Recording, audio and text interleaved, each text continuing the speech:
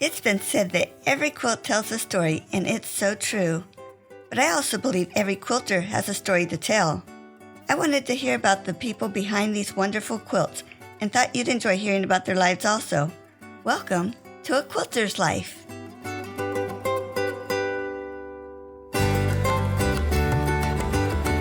Susan Smith helps machine quilters create with confidence, freedom, and joy through her business Stitched by Susan. She also has a podcast called Measure Twice, Cut Once, and other life lessons learned from quilters, where Susan talks to her guests about the joy, hope, and even healing that can be found in the process of creating something beautiful. I'm so thankful that my friend James Early of the Bible Speaks to You podcast told Susan about me and my podcast.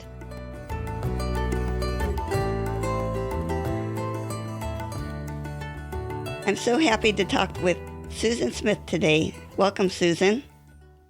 Thank you so much for inviting me onto your podcast. I'm so glad we could get together. Let's start with, where were you born and raised?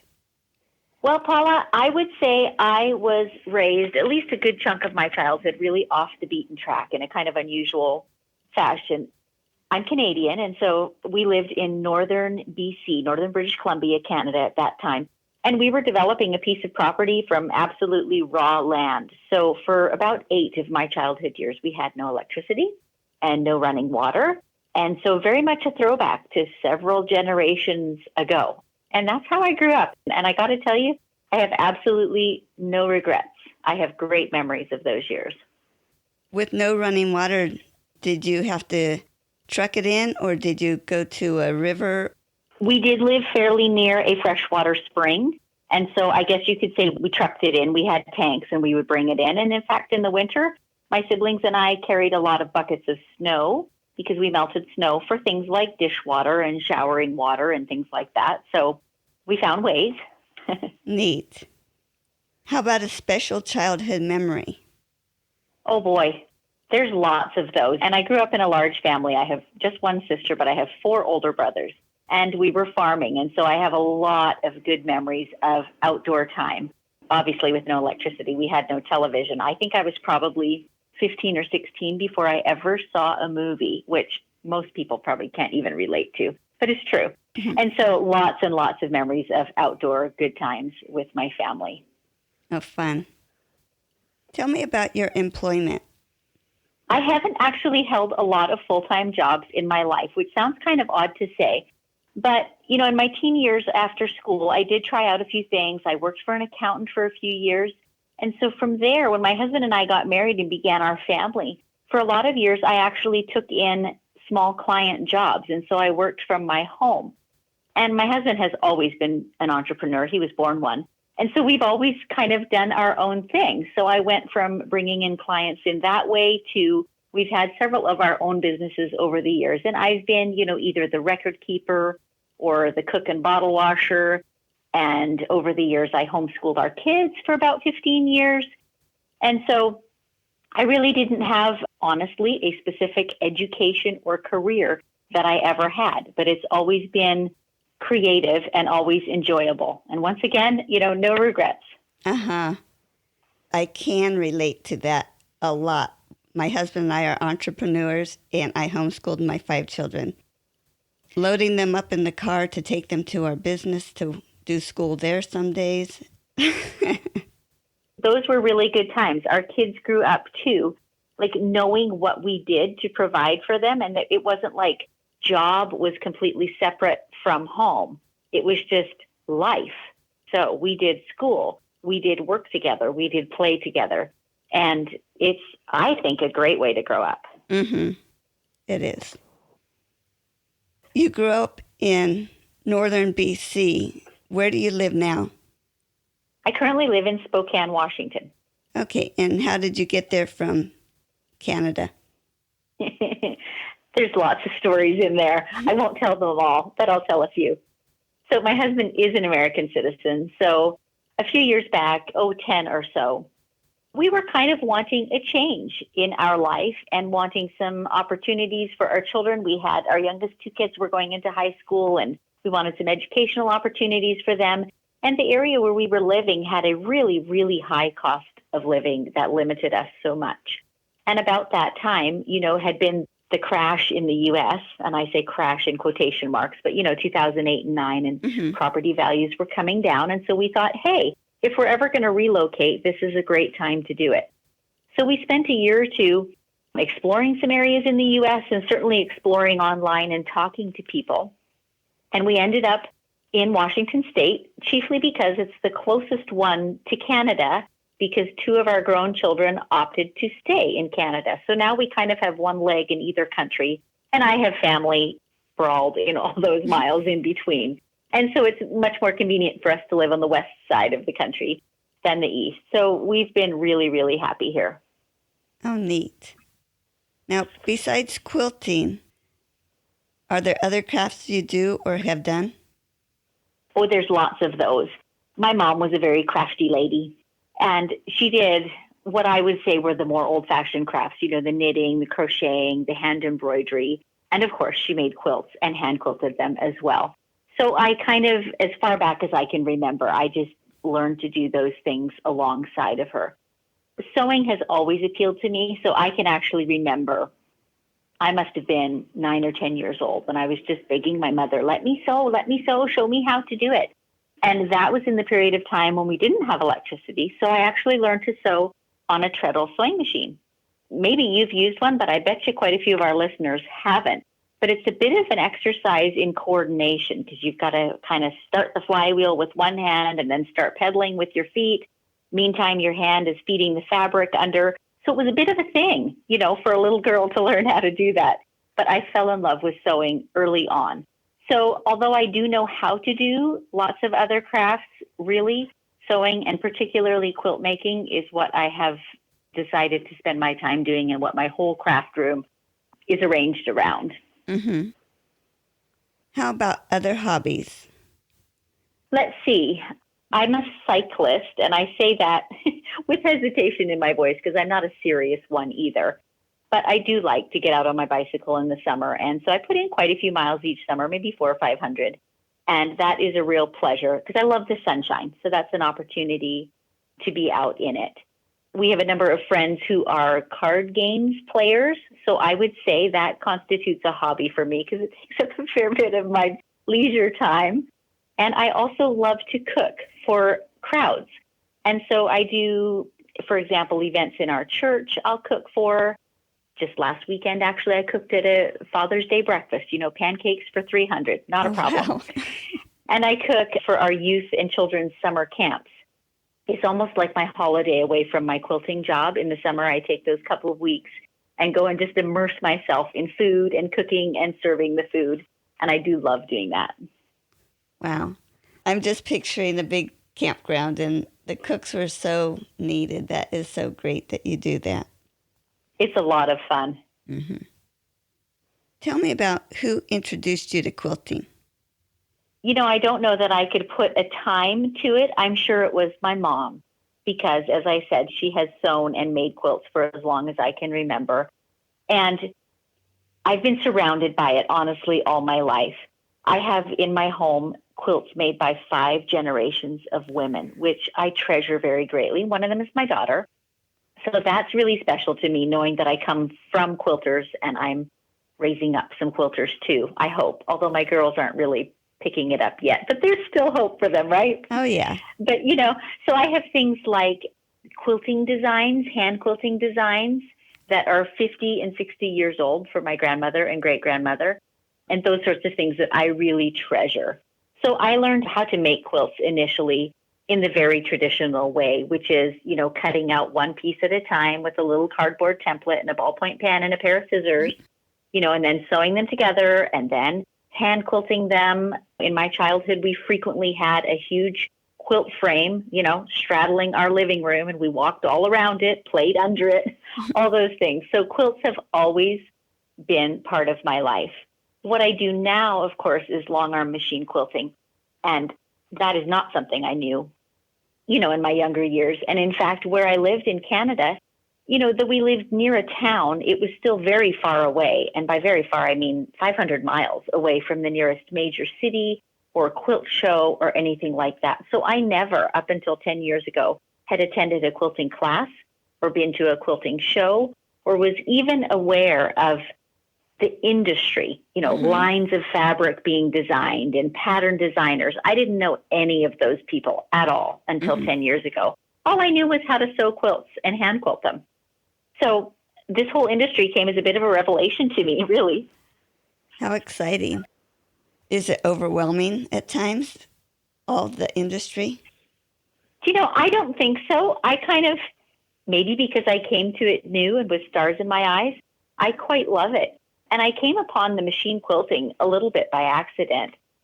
The first year that we were living in Spokane, my kids were going away to school for the first time that year, and I had a little bit of time on my hands, and I thought, I want to make a quilt. Did that and loved it and thought, I want to make more, but I can't quilt them as fast as I have ideas, So I went and took one class on machine quilting, kind of on a domestic machine, and that was how I started.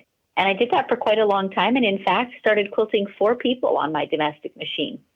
And then I met a friend, and she has a really entry-level long arm machine, and she invited me over to bring a baby quilt or a lap quilt and just come and play with her machine for one afternoon. And I did. And honestly, Paula, that day already I knew, this is what I want to do. This is what I want to do with the rest of my life. So the rest pretty much is history. Isn't that neat when those times hit? You just know. Down deep, you just know. You do. And I feel very fortunate. At the time, I was probably in my late 40s. And how many people get to have this aha moment at that point in their life and find something they absolutely love? The kids are grown and gone, and this is what I want to do. But that's how it happened for me. Neat. Do you happen to have a favorite quilt? I probably do. It was my first, I would say, big challenge quilt that I made. I think it's just called Butterfly, and the pattern is by Tula Pink. Lots of people may be familiar with it. It's a number of years since that pattern came out, and I bought one of the kits, and the kit I bought is in very bold and vivid Tula fabrics, and it's kind of a sampler style quilt in that there's a number of different blocks and different types of piecing, and 40 different fabrics came with that quilt with no instruction like put fabric A here and put fabric B there. It was just, this block has 3 fabrics, this block has 5, and you could make that any way you wanted. And I just dove in and played with those fabrics. I still have that quilt to this day because that was just such a eye-opener for me to think that I can take these simple, really humble materials and I can make whatever I want from them. Even though I was using a pattern, that was as far as I knew to go at that point. But I still love that quilt. It just represents creativity to me. Yeah, I bet it's beautiful. Well, it won me quite a few ribbons, actually. And I think I got Best of Show, actually, with that quilt. How fun. Yeah, in our local area. But we have a fair-sized quilt show here. There's usually about 500 or 600 quilts. So, yeah, I was pretty proud of that ribbon. Wow. When you're quilting, do you have a tool that you think of that you just couldn't do without anymore? My favorite tool currently, this changes from time to time, my favorite tool currently is my seam ripper, and not for the expected reason. It is a very all-purpose tool to me, and I know that you can actually buy something called a stylus. I don't have such a thing, but I use my seam ripper in all kinds of ways when I'm sewing, kind of as an added finger. You know, you can sew off the points of flying geese, for example. You can hold that little point right in under your presser foot and get it perfectly flat and smooth and it doesn't budge. Or you can nudge thick seams under there. All kinds of ways that you can use your seam ripper. And in fact, I recently made a Pinterest pin. It starts out with a little video and then it has photographs of all the different fun ways you can use a seam ripper other than unpicking. Oh, neat. Have to look for that. Now, in the quilting process, do you have a favorite part of the process, or do you enjoy doing all the different steps? I do enjoy the different steps. You know, when the creative mood is upon me, I quite like choosing a pattern and fabrics. I quite enjoy cutting out and starting a new project. But I think overall, the quilting is usually my favorite. That's my canvas. That's where my artistry comes out. I've never thought of myself as an artist in all my life until I got the medium of fabric and thread under my fingers. And so that is the part that I always love. Neat. I think I just heard you say on one of your podcasts that long arm quilting is like doodling. It is very like doodling. It's very like doodling and handwriting. But I often say that when I go to quilt, it's like doodling with a 50-pound pencil with needle and thread attached. That's what it feels like to me. Yeah. I have not had a chance to be around long arm at all, so I'm looking forward to that in the future. They're so fun. So fun. Now my fun question. What was your worst quilting experience? That's a pretty easy one, actually. So there's a little backstory to it. In Spokane, where I live, we have a Machine Quilters Guild. And in that quilt, we have an annual challenge called a Treasure Challenge, where each person receives a quilt top and they receive it blind. In other words, you don't know what quilt top you're getting until it's handed to you. You just pick one out of the draw. And then it's your job to finish it, clean it, repair it, whatever you need to do, quilt it, and finish it as you see fit. So this particular year, the quilt that I drew, it had a number of challenges, but the worst challenge was it was made from flour sacking, and not nice flour sacking. It was very much like painter's drop cloths. It was that canvasy, thick, almost crackly feel to it. And no matter what I did to it, no matter how much I handled it, washed it, used fabric softener, it maintained that hand, if you know what I mean. Mm-hmm. No matter how hard I worked on it, it's just a quilt that not even a mother could love. It's just not cuddly, not soft at all. Now, can you tell me why you make quilts opposed to spending your time on a different craft or doing something else? There are still other crafts that I enjoy, and I kind of trade them off because a change is a bit like a rest. That's what my mother used to say anyways. So I still do things like hand embroidery, but it usually finds its way into a quilt. So I don't really know how to answer that, Paula. I just know that for me, making quilts is so fulfilling, and it's just what I am continually drawn to. So I do occasionally sprinkle other things in, but I always come back to the quilt making. Mm-hmm. I just love them. Who do you usually make your quilts for? Well, my children all have enough. Several of them have said to me, no more, Mom. So a lot for family.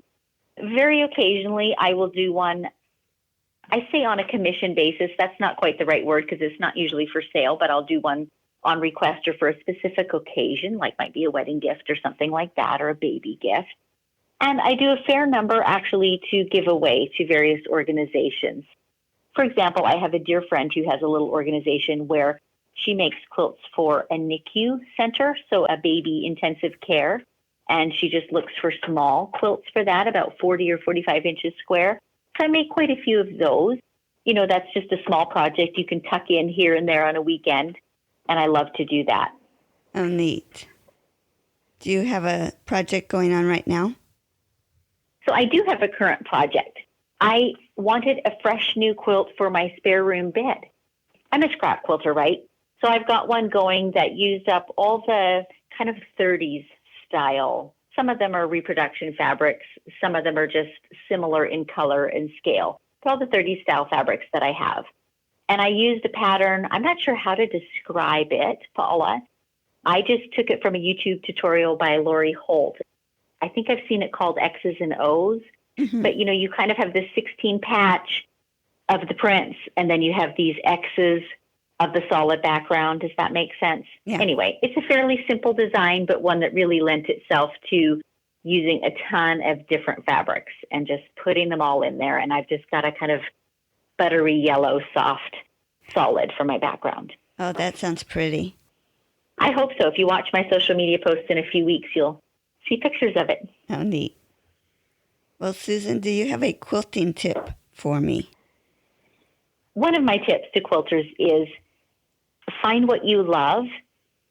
And under that, there's a number of other tips. So here's kind of where my thought process is going.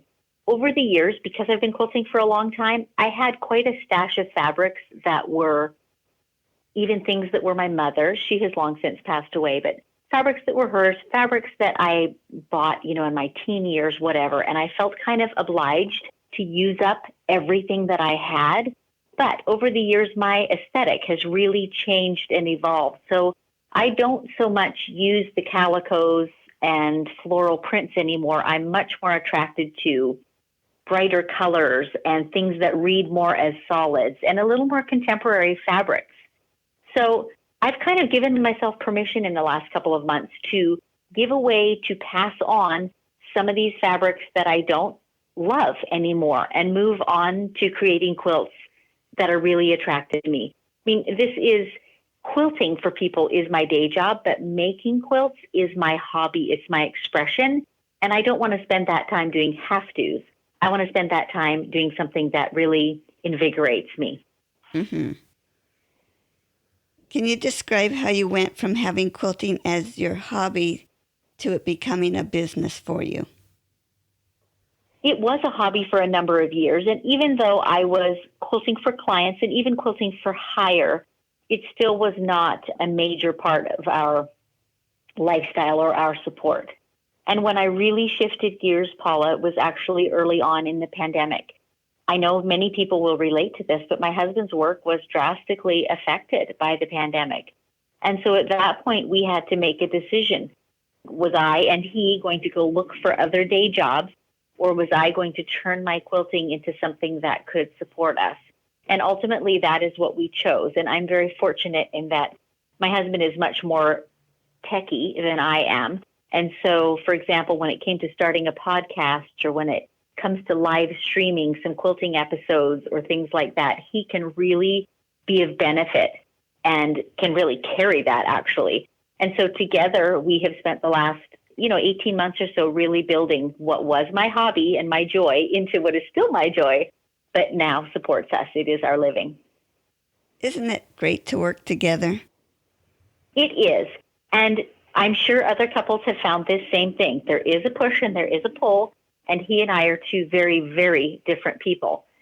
So, sometimes that causes friction, but at the end of the day, that also causes us to have real balance between us, because what one lacks, the other supplies. And we both acknowledge that. So yes, it is great to be able to build something together that neither of us could do all by ourselves. Mm-hmm. Susan, can you share with me what your business offers? Well, I've kind of pivoted over the months. I've kind of explored different things that I love doing. For example, pattern writing or blogging or things like that. But over the months, I've come to realize what I particularly love and I'm good at is teaching.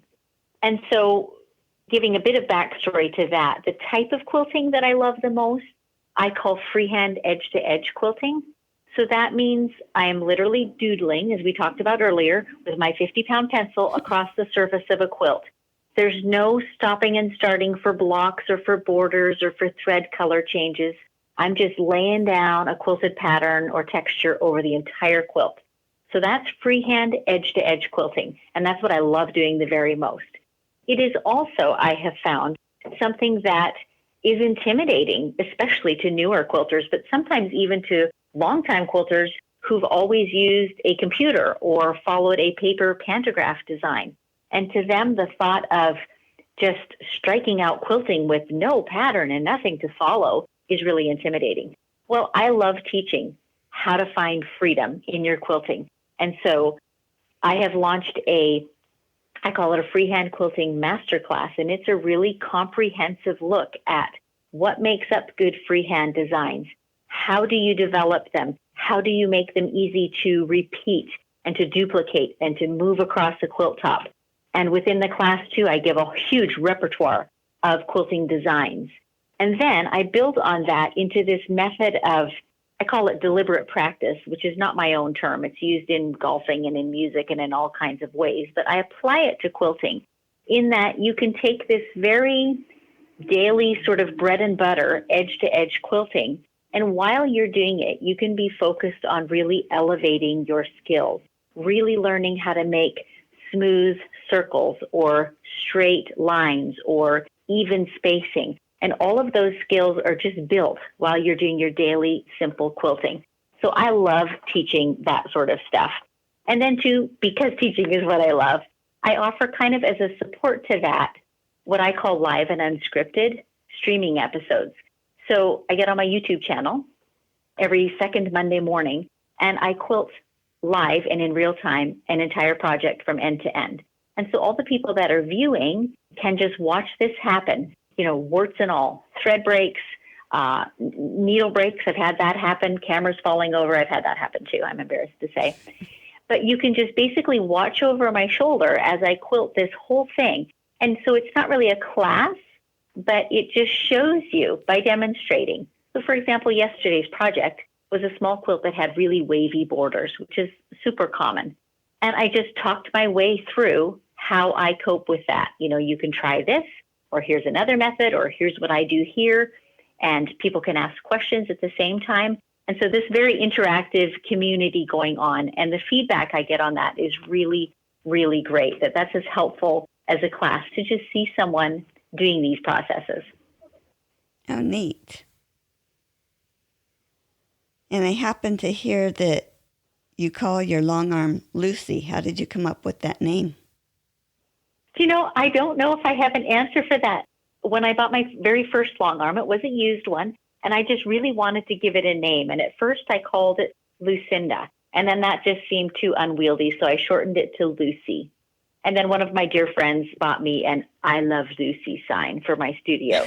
So Lucy, it has remained. So I have since upgraded my long arm once, and so now this is Lucy 2.0, but still Lucy, Lucy. And we may have covered this already. When did you open your business? I believe it was early 2015 that I officially got my long arm and started quilting for hire. Mm-hmm. And share with us the name of your business. It's called Stitched by Susan. Not terribly imaginative, I know, but it does describe what I do. So I have the same name across all the spaces. So my website is stitchedbysusan.com. Instagram and Facebook are Stitched by Susan. Pinterest, we were talking about the pin earlier, about the seam ripper, and the ways to use that. Also Stitched by Susan, you can find my boards there with lots of designs. A lot of the things that I quilt, I post pictures there. And we mentioned your podcast. I know it can be found on your website. Yes, on my website there is a page for the podcast and some links there, but you can also just go to podcast.stitchedbysusan.com. And, it's much like yours, Paula, in that I'm also meeting other quilters and talking about their stories and what quilting has meant to them. So your listeners, good chance that they might enjoy listening to my podcast, too. Oh, definitely. And I wanted to mention, I did look it up on Apple Podcasts, and they'll want to look under Measure Twice, Cut Once. Correct. And if you go to the website I mentioned, podcast.stitchedbysusan.com, that will give you all the various apps that you can load it on, and you can pick your favorite, whether it's Apple or Spotify or something different. Oh, cool. Well, Susan, thank you so much for sharing time with me. Is there anything else you wanted to share with me today? Wow. I think if I had a piece of wisdom, it would be follow what you love to do, and don't be surprised when it takes you around unexpected corners. Be open to that. Mm-hmm. Who knew? I certainly did not know 10 or even 15 years ago that this is what I would be doing now. Who imagined that when the kids were moving out and I was becoming an empty nester, that I would take up a whole new career of quilting and teaching? But here I am. That's the corner I turned. Yeah. Well, thank you so much for spending this time with me. I really appreciate getting to chat with you. It has been my pleasure. Thanks, Paula. Bye-bye. Bye-bye.